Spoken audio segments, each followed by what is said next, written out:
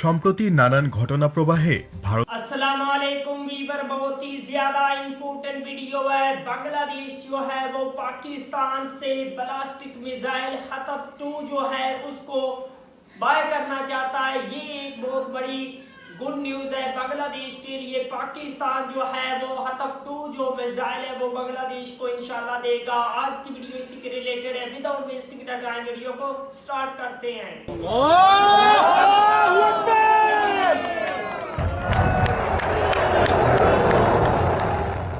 সম্প্রতি নানান ঘটনা প্রবাহে ভারতের সাথে উত্তেজনা বেড়েছে বাংলাদেশের।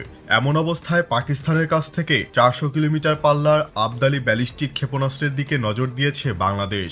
একটি রিপোর্টের বরাত দিয়ে এমনই দাবি করেছে ভারতীয় গণমাধ্যমগুলো। প্রতিবেদনে বলা হয়, ঢাকা এই ক্ষেপণাস্ত্রগুলোকে ভারতের বিরুদ্ধে প্রতিরোধ হিসেবে ব্যবহার করতে চায়। এই ক্ষেপণাস্ত্রগুলোর পরিসর ভারতের সমগ্র উত্তর পূর্বাঞ্চলকে বাংলাদেশের নাগালের মধ্যে এনে দেবে। মূলত ভারতকে চাপে রাখতে বাংলাদেশ পাকিস্তানের কাছ থেকে ব্যালিস্টিক মিসাইল কিনতে চাচ্ছে, এমন একটি খবর ভাইরাল হয়েছে। আমাদের ফেসবুক পেজে মেসেজে অনেকে জানতে চেয়েছেন খবরটি সত্যতা নিয়ে। এই খবরটি সর্বপ্রথম প্রকাশিত হয় Indian defence research wing IDRW.org নামক ভারতীয় একটি মিলিটারি ব্লগ ওয়েবসাইট থেকে।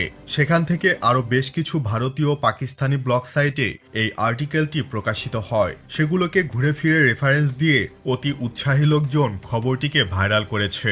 আপনাদের জ্ঞাতার্থে জানাচ্ছি, এটি একটি ভিত্তিহীন অপতথ্য। সেনাবাহিনী ইতিমধ্যে টাইপ বি হিসাবে TRG-230 এবং TRG-300 এবং টাইপ সি রকেট হিসাবে পাকিস্তানের KRL-122 এবং WS-22 এ ব্যবহার করছে। এখন বাকি আছে টাইপে MLRS সিস্টেম।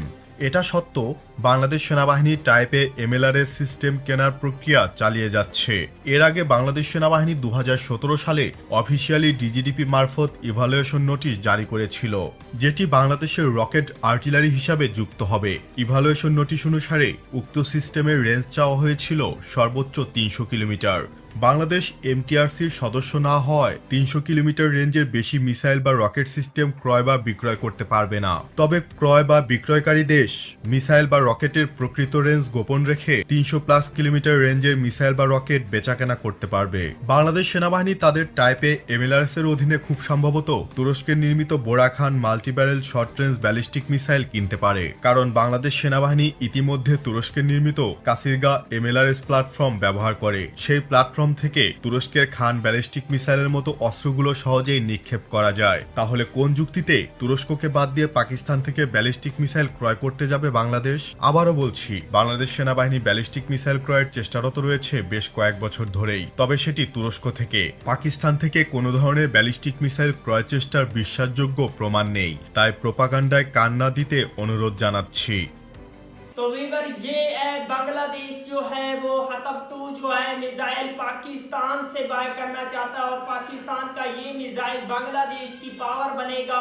बहुत ही जबरदस्त किस्म का ये बांग्लादेश के लिए मिसाइल काम कर सकता है। पाकिस्तान का हतफ 2 मिसाइल बहुत ही ज्यादा शानदार किस्म का ये मिसाइल है और पाकिस्तान जो है वो बांग्लादेश के साथ खड़ा है हर मुश्किल घड़ी में। दोनों भाई भाई हैं, बहुत ही जबरदस्त किस्म का इन दोनों कंट्री के दरमियान प्यार है। मिलते हैं आपसे नेक्स्ट वीडियो में इंशाल्लाह, तब तक के लिए अल्लाह हाफिज।